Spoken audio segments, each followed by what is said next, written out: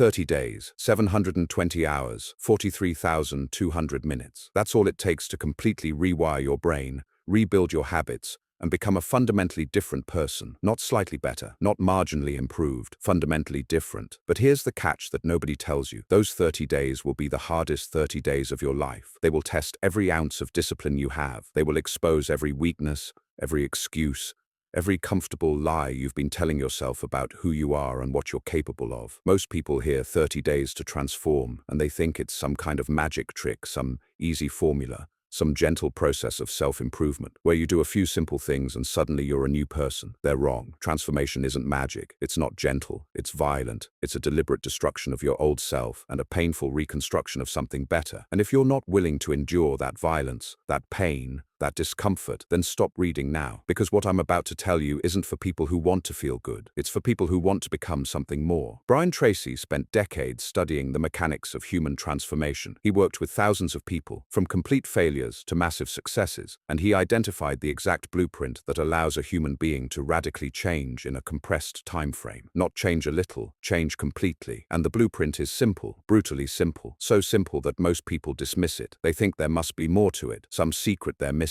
some hidden technique, but there isn't. The blueprint is simple. Following it is what's hard. Here's the truth about transformation that most people never understand. Your brain is a pattern recognition machine. It observes what you do and creates a model of who you are based on your consistent behaviors. Right now, your brain has a very clear model of who you are. It knows you're the kind of person who hits snooze 3 times. It knows you're the kind of person who scrolls social media for an hour before bed. It knows you're the kind of person who starts things but doesn't finish them. It knows you're the kind of person who makes excuses when things get difficult. That model isn't fixed. It's not permanent. It's just based on data. And if you change the data, if you change your consistent behaviors, your brain will update the model. But here's the key. It takes approximately 30 days of consistent new behavior before your brain starts to believe the new pattern is real. Before that point, your brain treats your new behavior as an anomaly, a temporary deviation from who you really are. And it fights you. It resists. It tries to pull you back to the old pattern because the old pattern is familiar, predictable, safe. This is why most attempts at change fail in the first week. People start strong. They're motivated. They're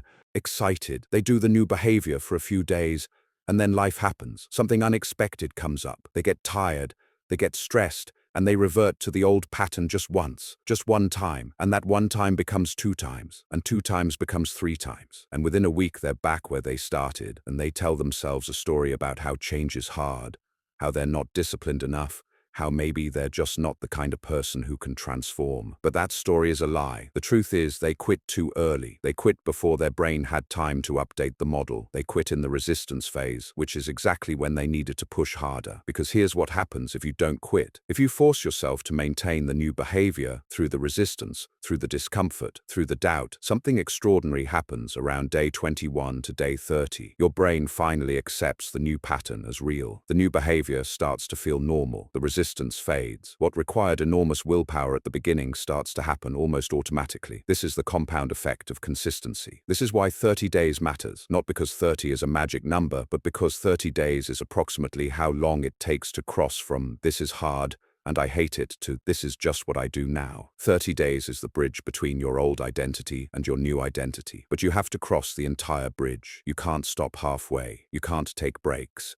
You can't mostly do it. You have to commit completely for the full 30 days. So what does this actually look like in practice? What does it mean to force yourself to transform in 30 days? It means you choose one area of your life that you're going to completely overhaul. Not 5 areas, not a little bit of everything, one area. Because if you try to change everything at once, you'll change nothing. Your willpower is finite. Your focus is finite. If you spread it too thin, you won't have enough force to break through the resistance in any single area. Maybe you choose your health. Maybe you choose your productivity, maybe you choose your finances, maybe you choose your relationships. It doesn't matter which one you choose. What matters is that you choose one, and for the next 30 days, you make that area your absolute priority. Everything else takes a back seat. You design your entire day around protecting and advancing your transformation in that one area. Let's say you choose health. Here's what transformation looks like. You don't join a gym and hope you'll go sometimes. You don't download a meal planning app and think that's progress. You completely restructure your life around becoming a healthy person. You wake up at a specific time every single day, no exceptions. You exercise at a specific time every single day, no exceptions. You eat specific foods at specific times every single day, no exceptions. You go to bed at a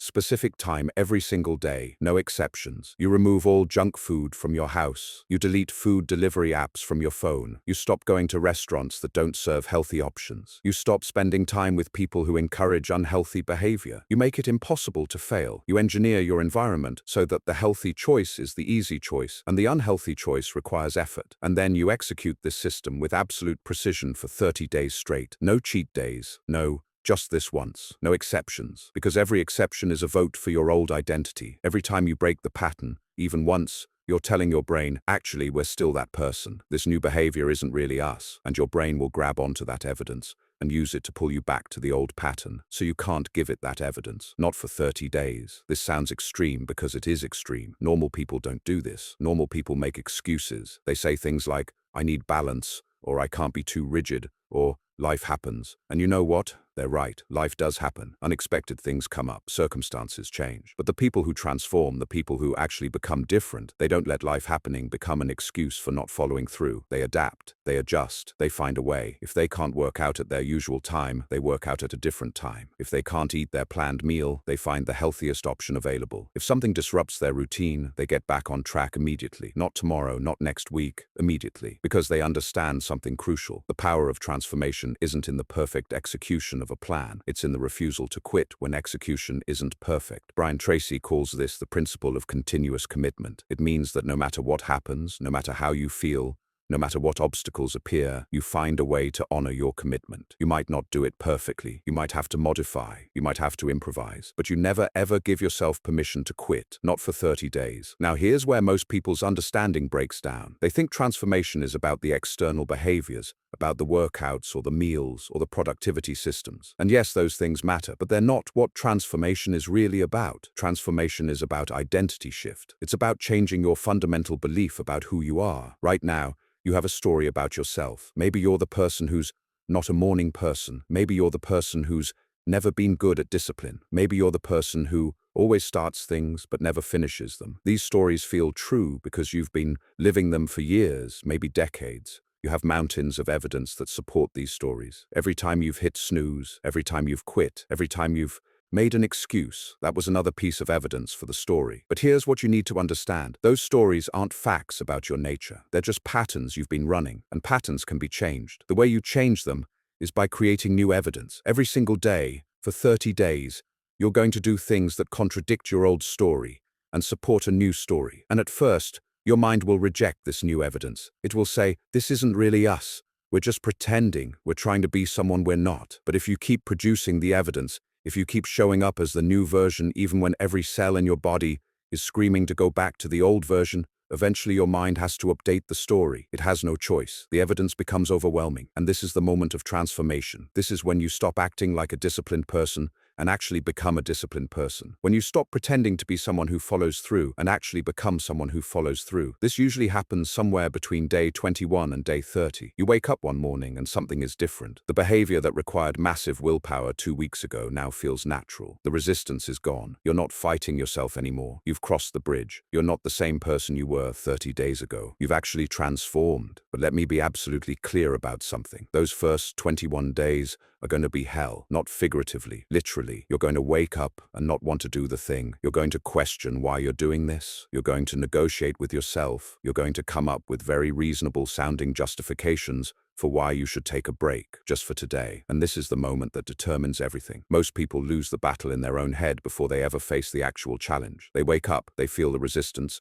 and they start thinking about it. They start debating with themselves. Should I? Shouldn't I? Maybe just today. I'm really tired. I've been working so hard. One day won't matter. And by the time they finish this internal debate, they've already lost. Because the more you think about whether to do the thing, the less likely you are to do it. This is why successful transformation requires a specific kind of commitment. It's not, I'll try my best. It's not, I'll do it unless something comes up. It's, this is non-negotiable. This is happening. I don't care how I feel. I don't care what obstacles appear. I made a commitment to myself, and I'm keeping it. This kind of commitment eliminates the internal debate. There's nothing to think about. You decided 30 days ago. Now you just execute. Brian Tracy teaches a technique he calls mental rehearsal. Before your 30 days begin, you spend time visualizing yourself succeeding, not just achieving the end result, but handling the difficult moments. You see yourself waking up when you don't want to. You see yourself doing the workout when you're tired. You see yourself making the healthy choice when you're stressed. You see yourself staying committed when circumstances try to pull you off track. You rehearse these moments in your mind so that when they happen in reality,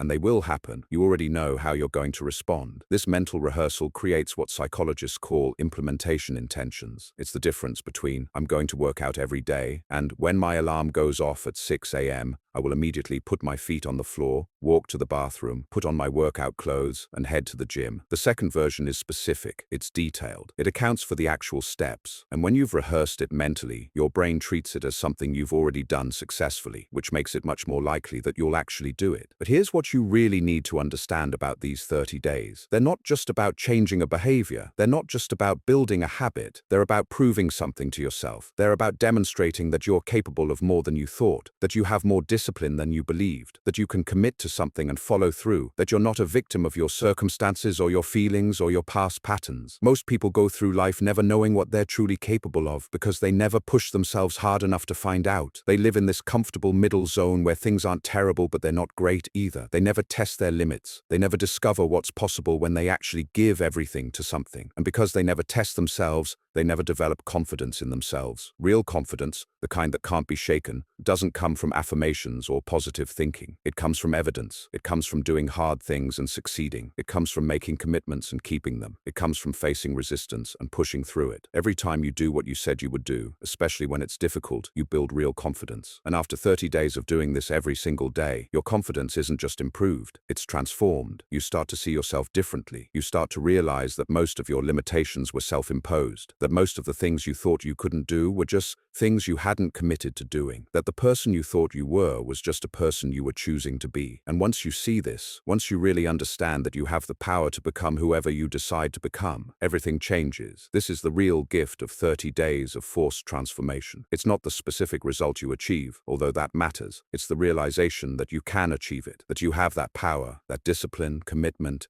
and consistency can overcome almost any obstacle, that you're not limited by your past or your genetics or your circumstances. You're only limited by your willingness to endure discomfort in service of becoming something more. Now let me tell you what will try to stop you. First, your feelings. You're going to feel tired, unmotivated, frustrated, doubtful. You're going to have days where you feel like you're not making progress, days where you want to quit, days where the old version of you seems so much easier and more comfortable. And your feelings will tell you that these are valid reasons to stop. They're not. Your feelings are not facts. They're just temporary states. And if you make decisions based on temporary feelings, you'll get temporary results. Second, other people. Not everyone will support your transformation. Some people, maybe people close to you, will actively discourage it. They'll tell you you're being extreme. They'll tempt you to break your commitment. They'll mock your discipline. And this isn't because they're bad people. It's because your transformation threatens them. It reminds them of their own lack of discipline. It challenges their own excuses. When you succeed at changing, it proves that change is possible, which means they can't hide behind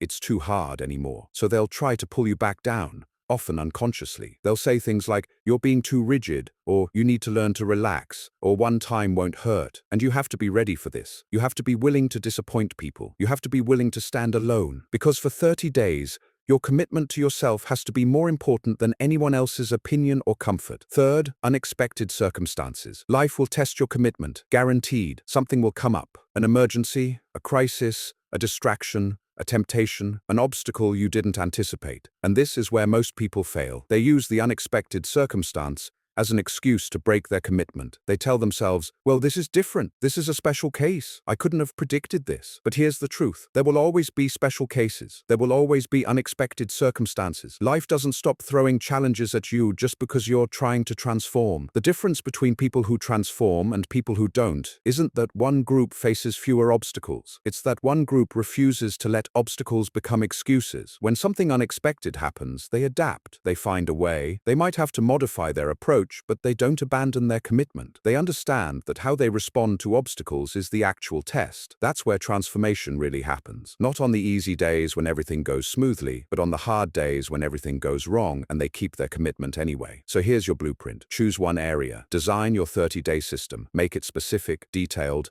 non-negotiable. Remove all obstacles in advance. Engineer your environment for success. Mentally rehearse handling the difficult moments. Commit completely. Not "I'll try," not "I'll see how it goes." Commit like your life depends on it, because in a way it does. The life you want, the person you want to become, depends entirely on your ability to follow through on this commitment. Then execute. Day 1 through day 30. No exceptions, no negotiations, no just this once. When you wake up not wanting to do it anyway. When circumstances try to knock you off track, adapt and stay on track. When people try to discourage you, ignore them and keep going. When your feelings tell you to quit, acknowledge the feelings and keep going. When it gets hard, and it will get hard, remember why you started. Remember who you're becoming. Remember that discomfort is temporary, but regret lasts forever. And on day 30, when you look back at what you've done, when you see that you actually did it, that you kept a commitment to yourself for 30 straight days, despite every obstacle and every temptation to quit, you'll understand something profound. You'll understand that you're capable of extraordinary things. That discipline isn't something you're born with or without. It's something you build through practice. That transformation isn't mysterious or magical. It's the result of deciding who you want to become